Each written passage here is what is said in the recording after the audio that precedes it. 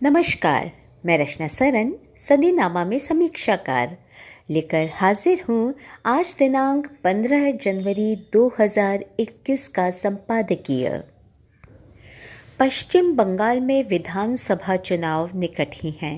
यहाँ के सत्तारूढ़ दलों को हमेशा से सत्ता का ऐसा नशा है, उसे बनाए रखने के लिए वो कोई भी हथकंडे अपनाते हैं, चाहे वो कितने ही अनैतिक ही क्यों ना हो।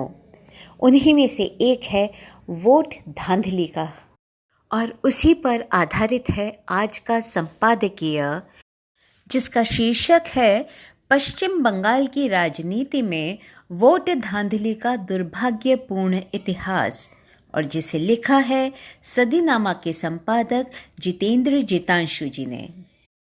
कई दशक पहले गोपाल कृष्ण गोखले ने कहा था, बंगाल जो आज सोचता है, भारत कल सोचता है। शिष्टता के उन दिनों में बंगाल ने साहित्य, विज्ञान, शिक्षा, सामाजिक सुधारों और देशभक्ति के रास्ते का नेतृत्व किया। आज अगर कुछ शेष है तो भारत पश्चिम बंगाल से सीख सकता है कि कैसे चुनावों में धांधली की जाए। बंगाल ने इस घटना को वैज्ञानिक धांधली कहा है। धांधली कोई नई बात नहीं है। सिद्धार्थ शंकर रे के नेतृत्व में कांग्रेस ने 1972 के विधानसभा चुनाव जीतने के लिए धांधली का इस्तेमाल किया। यह भारतीय कम्युनिस्ट पार्टी मार्क्सवादी के नेतृत्व वाला वाम मोर्चा था, जिसने चुनाव जीतने की कला को पूरा किया, और पूर्व मुख्यमंत्री ज्योति बसु और उनके सहायक इसके कर्ता धर्ता थे।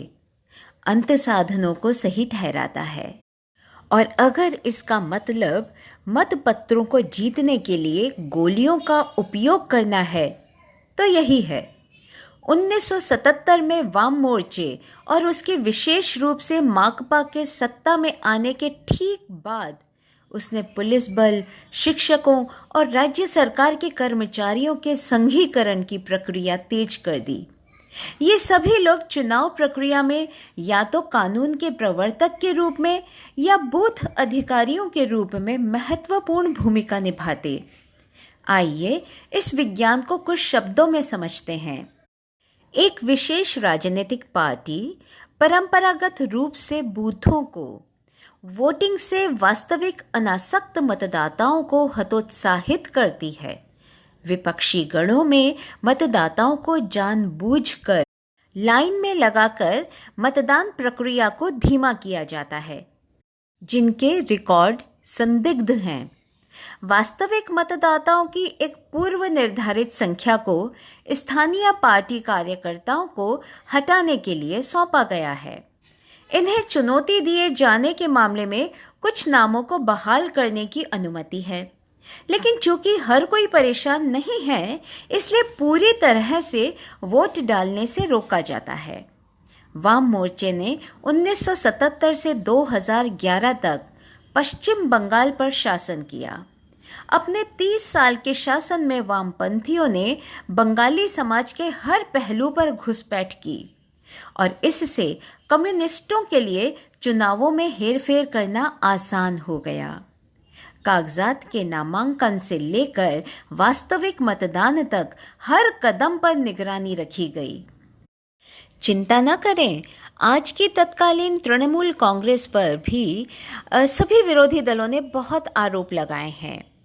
2018 के राज्य के पंचायत चुनाव में धांधली का नया रूप देखने को मिला था।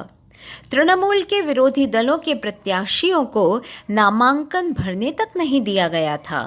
परिणाम स्वरूप तृणमूल कांग्रेस ने बहुत सारे पंचायत सीटों पर निर्विरोध चुनाव जीता, और इतिहास को देखते हुए हिंसात्मक प्रवृत्तियां भी शामिल थीं। चुनावी धांधली पश्चिम बंगाल की राजनीति का एक अभिन्न अंग बन चुका है।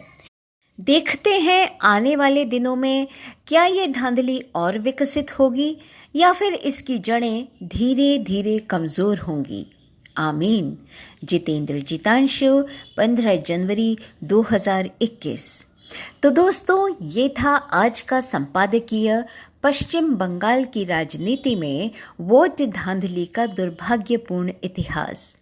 कल फिर एक नए विषय पर नए संपादकीय के साथ फिर से उपस्थित होंगे।